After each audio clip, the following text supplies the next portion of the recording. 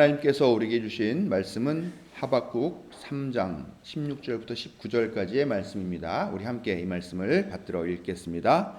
그 소리를 듣고 나의 창자가 뒤틀린다. 그 소리에 나의 입술이 떨린다. 나의 뼈가 속에서부터 썩어 들어간다. 나의 다리가 후들거린다. 그러나 나는 우리를 침략한 백성이 재난당할 날을 참고 기다리겠다. 무화과 나무에 과일이 없고 포도나무에 열매가 없을지라도 올리브 나무에서 딸 것이 없고 밭에서 거두어 드릴 것이 없을지라도 우리의 양이 없고 외양간에 소가 없을지라도 나는 주님 안에서 즐거워하련다. 나를 구원하신 하나님 안에서 기뻐하련다. 주 하나님은 나의 힘이시다. 나의 발을 사슴의 발과 같게 하셔서 산등성이를 마구 치닫게 하신다. 이 노래는 음악 지휘자를 따라서 수금에 맞추어 부른다. 아멘. 우리의 약함과 무지를 깨우치시고 힘있게 하시며 생명의 길로 인도하시는 항상 오르신 하나님의 사랑과 자비가 오늘도 예배하기 위해 하나님 앞에 나온 자녀들에게 함께 하시기를 성 어버이 성자 성령의 이름으로 축원합니다. 네, 그동안 제가 건축 일을 하고 그리고 지난 주일에 교우들 우리 또 신방을 이렇게 해주시면서 저의 공식적인 건축 일정은 다 끝이 났습니다. 물론 몇몇 가지 자잘한 일들이 남아 있긴 합니다만 제 마음으로는 지난주에 다 끝났습니다.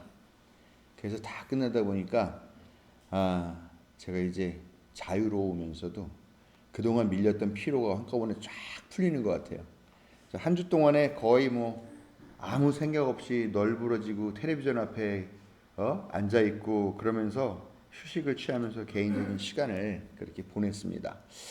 그동안 또 느끼시는 분들 수 있었겠지만 건축한다고 이게 목회도 제대로 안 하고 설교도 제대로 준비 안 하고 그렇게 생각하셨던 분들 계시겠습니다만 그동안 일하느라 또 지금은 지치고 퍼져서 그랬는지 설교 준비를 좀 충실하지 못했던 것이 사실인 것 같아요. 그리고 아직도 그 후유증이 남아서 설교 준비를 하는 게 쉽지가 않습니다. 그래서 또 이번 주에도 뭘 가지고 설교 말씀을 전해야 될까 고민을 하다가 본문을 정했어요. 그래도 명절이니까 좀 희망을 주는 얘기를 해야 될 텐데 그러면서 저는 정했는데 제가 이 컴퓨터를 쭉 살펴보니까 이미 이 본문으로 과거에 설교한 적이 있었더라고요. 없지 않았겠죠. 이거 워낙 유명한 말씀이니까 있었을 것 같긴 해요. 그래서 과거 설교한 게 언제 했나 찾아봤더니 언제쯤 했는지 혹시 기억나시는 분 있을까요? 아유 다행입니다.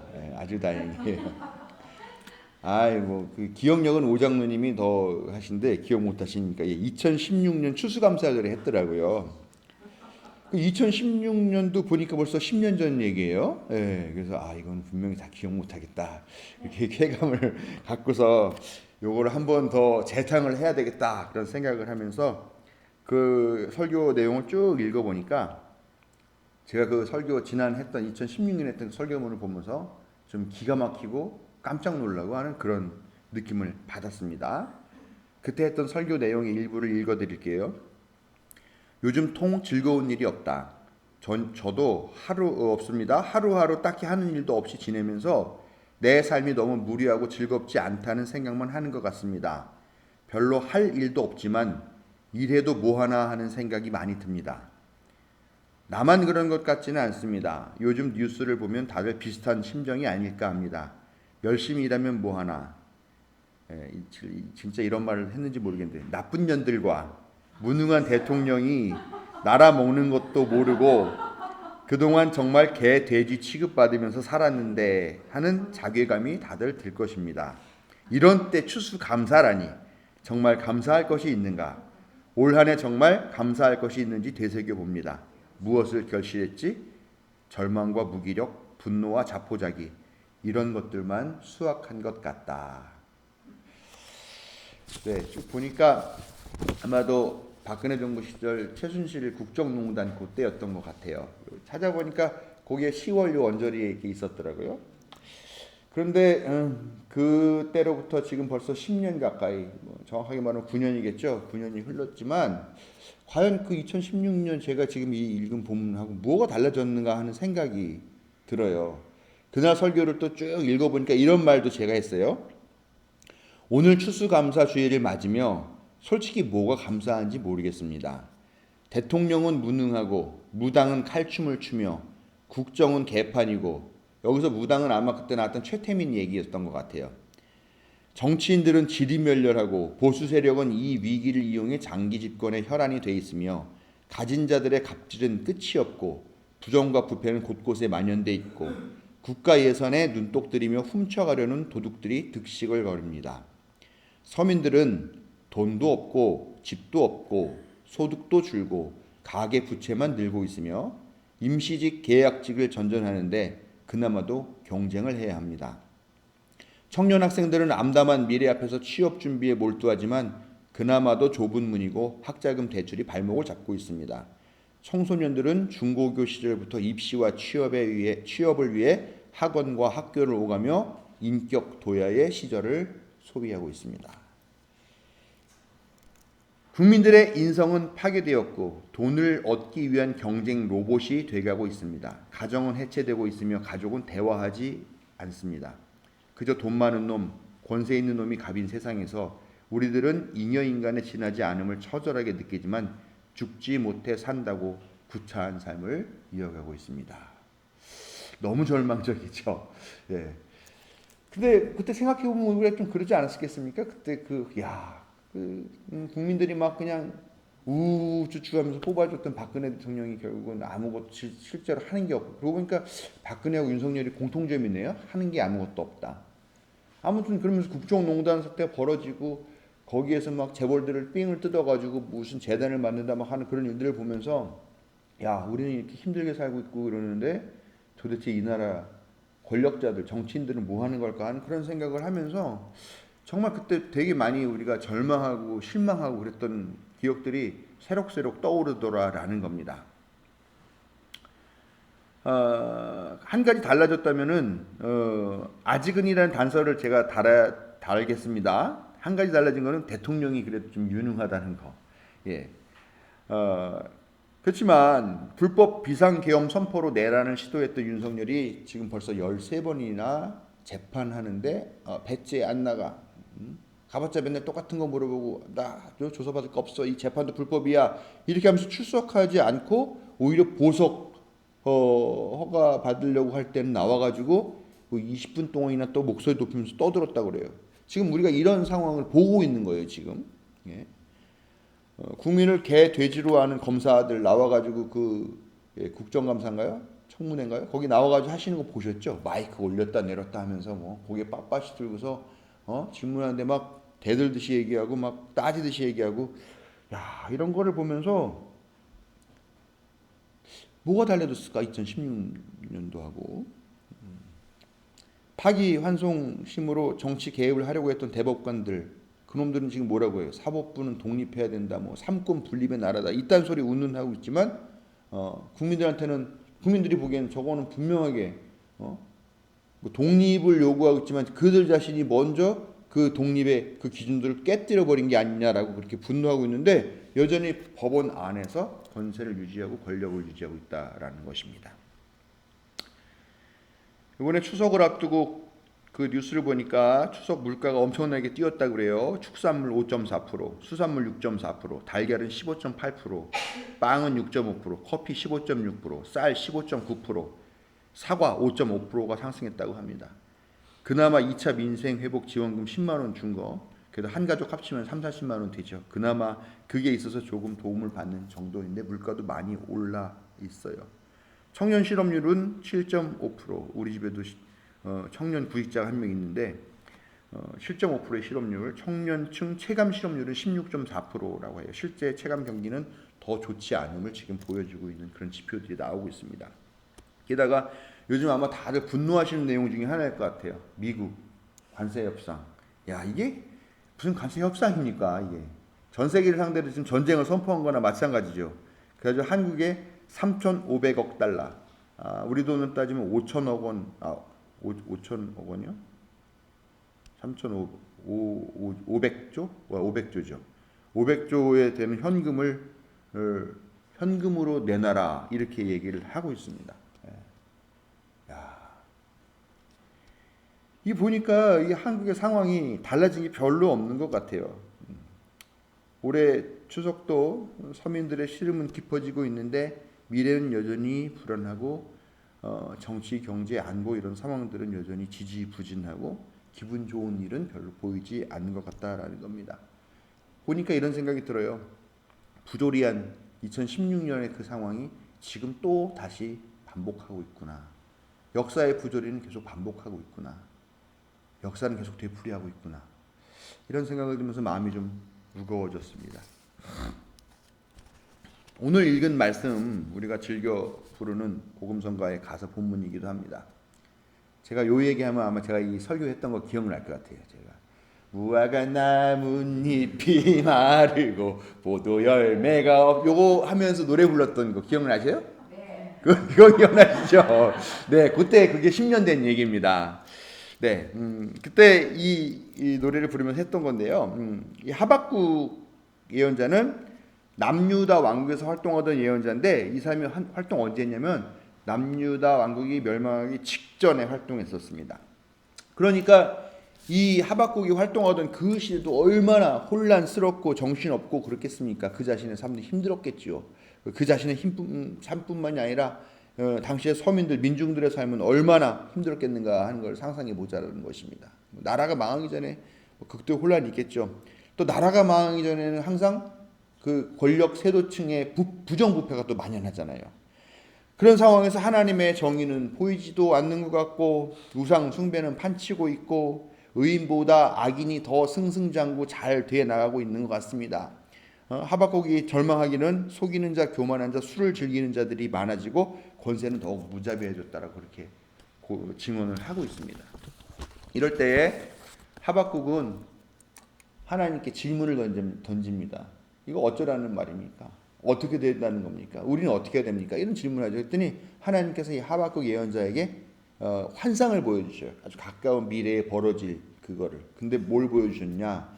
그 유다에 닥칠 국가적인 혼란에 그 환상을 보여주시더라는 거예요. 어떤 모습으로? 아주 처참한 모습으로. 바빌론이 침략해 들어와서 유다가 패망해가지고 있는 그런 상황을 보여주는 거죠. 이 환상을 본 이 하박국 예언자는 어떻겠습니까? 당연히 그 자리에서 환상을 본 순간 두 다리에 힘이 풀려가지고 털썩 주저앉을 수밖에 없었을 거라는 거죠. 그리고 큰 충격에 빠진다는 거죠. 어쨌건 살려보겠다고 되돌려보겠다고 우상숭배를 막아보겠다고 하나님의 영광을 다시 이 민족에게 되돌리겠다고 그렇게 악착같이 예언하고 선포하고 다녔던 그 자신의 노력들이 결국은 아무 효과도 없이 무가치하게 그냥 없어져 버리고 나라 자체가 멸망당하고 포로로 끌려가게 될 거라는 그것을 보고 충격을 받을 수밖에 없었죠. 그런데요, 이 하박국 3장을 보면은 놀라운 일이에요. 이게 하박국서 3장은 시가거든요. 시.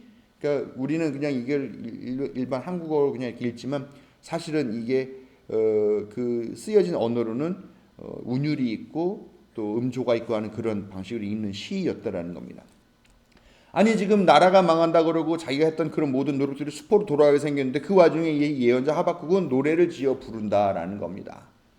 오늘 읽은 이 노래 중에 우리가 다시 한번 읽어보죠. 17절부터 17, 18절 같이 다시 읽어보겠습니다. 무화과 나무에 과일이 없고 포도나무에 열매가 없을지라도 올리브 나무에서 딸 것이 없고 밭에서 거두어 드릴 것이 없을지라도 우리의 양이 없고 외양간에 소가 없을지라도 나는 주님 안에서 즐거워하련다. 나를 구원하신 하나님 안에서 기뻐하련다. 아멘. 그러니까 이게 지금 이 하박국 예언자가 하는 말을 보면요, 이 사람이 하나님께 기뻐하고 하나님을 찬양하는 이유는 무화과나무 열매나 포도나무 열매나 올리브나무 열매나 아니면 우리에 가득 차 있는 양이나 외양간에 있는 소, 그런 여러 가지 물질적인 거나 아니면 자기가 소유하고 있는 거나 아니면 자기의 환경 때문에 하나님을 기뻐하고 찬양한다라는 것이 아니에요. 그냥 자기가 주님 안에 있다라는 걸 알기 때문에. 그래서 나는 기뻐하고 즐거워하겠다라고 그렇게 노래를 하고 있다라는 겁니다. 근데 오늘 이 시에 보면은요, 18절이죠. 자세히 보면요, 하박국이 이렇게 노래를 해요. 나를 구원하실 하나님 안에서 기뻐하련다. 이렇게 노래를 하지 않더라는 거예요. 나를 구원하신 하나님 안에서 기뻐하신다라고 이렇게 노래를 해요. 이게 미래의 형이 아니에요. 미래에 자기를 구원하실 것 때문에 미리 기뻐한다라는 게 아니라 자기는 이미 구원받았다라는 거예요. 현재형이고 이미 이루어졌다라는 완료형으로 노래를 하고 있다라는 것을 잘 봐야 된다는 것입니다. 이 예언자가 그렇게 예언을 한 이유가 뭐냐? 이거 사실 유대인들이 갖고 있는 게 있잖아요. 국뽕 있잖아요. 국뽕. 국가주의에 아주 쩌들어가지고 우리 민족 최고, 뭐 우리는 하나님께 선택받은 민족, 막 이런 얘기를 하는 그런 사람이에요. 이 하박국이 그럼에도 불구하고 자기의 나라가 지금 자기의 민족이 풍비박산이 난다고 하는데도 불구하고 이런 노래를 부르고 있다라는 겁니다. 이 과정 중에서 민중의 삶은 얼마나 많이 파괴되겠습니까? 예? 결국 그 민중 대다수가 끌려가잖아요. 포로로. 근데요, 정말 가진 것도 없는 민중은 끌려가지도 않고 그냥 넌 여기서 계속 살아라고 하면서 버려지게 되는 그런 운명을 맞게 된다는 거죠. 이 얼마나 암담한 현실입니까? 이 얼마나 암담한 미래입니까? 그런데 이 하박국은 이 미래, 이 암담한 현실에서 미래를 보는 거죠. 확신을 갖고 있는 겁니다. 그리고 그 미래가 지금 이루어졌다라고 그렇게 그 미래, 자기가 갖고 있는 확신을 현재화해 나가고 있다라는 거죠. 그래서 그는 새로운 시각이 열려요.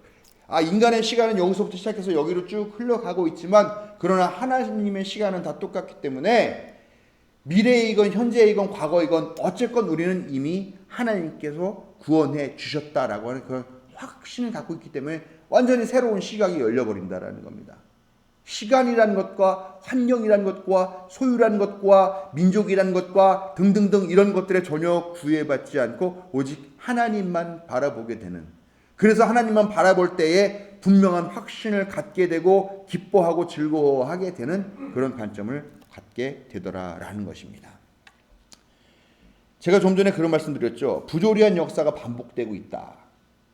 근데 마찬가지로 우리는 이 말씀을 통해서 멸망을 앞둔 유다의 하박국에게도, 그리고 2016년에 우리에게도, 그리고 올해 2025년에 추석을 맞는 우리에게도 하나님의 은혜가 다시 반복되고 있다는 것들을 깨닫게 되는 그런 반복되게 하라는 그런 하나님의 명령, 하나님의 요청을 우리가 받고 있다는 것을 기억해야 될 것입니다. 역사는 진보한다는데 달라진 건 아무것도 없는 것 같지만 우리에게는 예나 지금이나 여전히 하나님이 우리 편에서 우리를 위하여 역사하고 계심을 믿으시기 바랍니다. 네, 이렇게 크게 해야 아멘이 좀 나오는구나. 네. 예, 예수 그리스도의 십자가 보혈의 능력은 여전히 우리 가운데서 구원의 은혜를 증거하고 있으며 참된 신자, 의인들은 결코 포기하지 않고 하나님의 정의가 올바로 세워지고 하나님의 자녀가 존중받는 세상, 바로 하나님 나라를 위해서 오늘도 헌신하고 투쟁하고 있습니다. 그리고 우리에게는 사랑하는 가족이 있고 소중하게 섬기는 교회도 있습니다. 게다가 성실하고 믿음직한 대통령도 가졌습니다. 너무 빨아대는 것 같죠? 그럼 인정할 건 인정해야 될 것 같습니다. 농부가 씨를 열심히 뿌립니다. 근데 씨앗을 딱 뿌리는데 보니까 이게 제대로 안 뿌려지는 것 같아. 계속 이 농부의 눈에는 보이는 게 뭐예요? 길가에 떨어지고 돌짝밭에 떨어지고 가시덤불 사이에 떨어지고 이렇게 하는 거예요.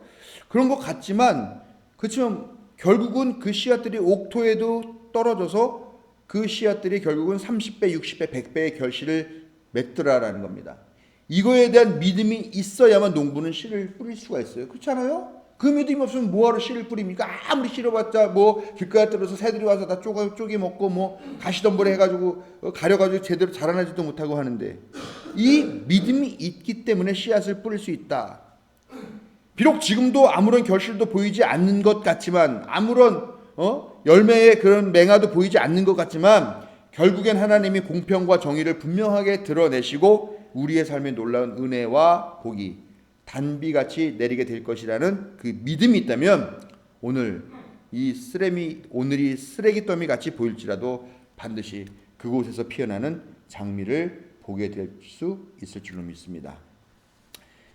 세상에서 가장 부자인 나라 어느 나라입니까? 미국이죠.